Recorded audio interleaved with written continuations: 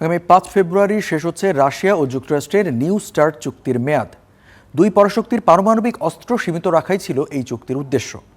চুক্তিটি নবায়ন করা নিয়ে রুশ মার্কিন সমঝোতা না হলে পরমাণু অস্ত্র সীমিত রাখার কোনো বাধ্যবাধকতা আর থাকছে না। ফলে অনিয়ন্ত্রিত পারমাণবিক অস্ত্রের ঝুঁকিতে প্রবেশ করতে পারে বিশ্ব। ৮ এপ্রিল ২০১০ চেক রিপাবলিকের রাজধানী প্রাগে একটি ঐতিহাসিক চুক্তি স্বাক্ষর করে রাশিয়া ও যুক্তরাষ্ট্র। নিউ স্টার্ট নামের এই চুক্তির লক্ষ্য ছিল দুই পরাশক্তির পারমাণবিক অস্ত্রের সংখ্যা সীমিত রাখা।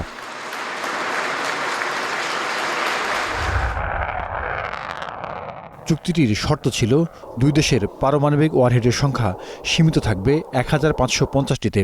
এর মধ্যে ব্যালিস্টিক মিসাইল, সাবমেরিন ও বোমারু বিমানে ৭০০-র বেশি পরমাণু অস্ত্র মোতায়েন থাকতে পারবে না।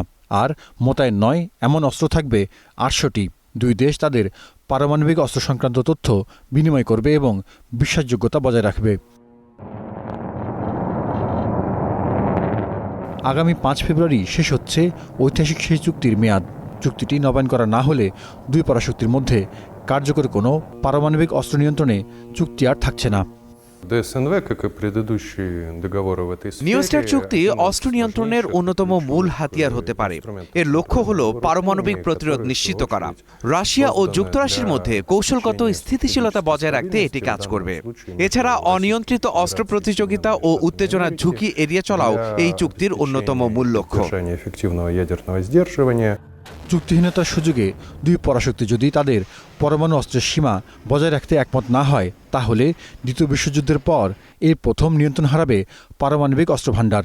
নিয়ন্ত্রণের বাইরে চলে যেতে পারে পরমাণু অস্ত্রের প্রতিযোগিতা। আমরা যদি রাশিয়া ও যুক্তরাষ্ট্রের সম্পর্কের কথা বলি, তাহলে এটি খুবই সম্ভব। বিশেষ করে যুক্তরাষ্ট্রের দিক থেকে বিশ্বব্যাপী এরই মধ্যে পরমাণু অস্ত্রের বৃদ্ধি ঘটেছে। চীন এর একটি বড় উদাহরণ। আরও কিছু দেশও রয়েছে যারা সংখ্যার দিক থেকে কৌশলগত পারমাণবিক শক্তি বাড়াচ্ছে। সম্প্রতি মার্কিন প্রেসিডেন্ট ডোনাল্ড ট্রাম্প বলেছেন এই চুক্তির জায়গায় আরও ভালো একটা চুক্তি হওয়া উচিত। তবে ট্রাম্পের সেই ভালো চুক্তিটি সময় সাপেক্ষ। রাশিয়া এরই মধ্যে কিছু নতুন পারমাণবিক ক্ষমতাসম্পন্ন অস্ত্র তৈরি করেছে, যেমন বুরেভেস্তনিক ক্ষেপণাস্ত্র, হাইপারসনিক ওরেশনিক ও পোসাইডন টর্পেডো, যা স্টার্ট চুক্তির বাইরে। রাশিয়া ও চীনের মধ্যে কোনো পারমাণবিক প্রতিরোধ নেই। মস্কো অবশ্যই চীনের সক্ষমতাকে বিবেচনায় নেয়, কারণ আন্তর্জাতিক রাজনীতিতে সক্ষমতাই মুখ্য।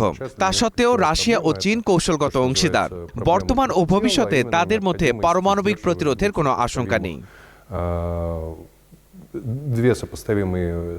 অন্যদিকে মহাকাশ ভিত্তিক গোল্ডেন ডোম ক্ষেপণাস্ত্র প্রতিরক্ষা ব্যবস্থা তৈরির ঘোষণা দিয়েছেন ট্রাম্প, যা মস্কোর দৃষ্টিতে ভারসাম্যের বদলে উস্কানিমূলক প্রচেষ্টা। কিন্তু চীন এই চুক্তির বাইরে। ২০৩০ সালের মধ্যে যার পরমাণু অস্ত্রের সংখ্যা ১,০০০ ছাড়িয়ে যেতে পারে। তাই রাশিয়া ও চীন দুই শক্তির সাথেই পারমাণবিক নিরস্ত্রীকরণ চুক্তির আশা ট্রাম্পের। তবে ওয়াশিংটনের এমন আশাকে অযৌক্তিক বলে মনে করে Beijing. Jahidur Rahman, Star news.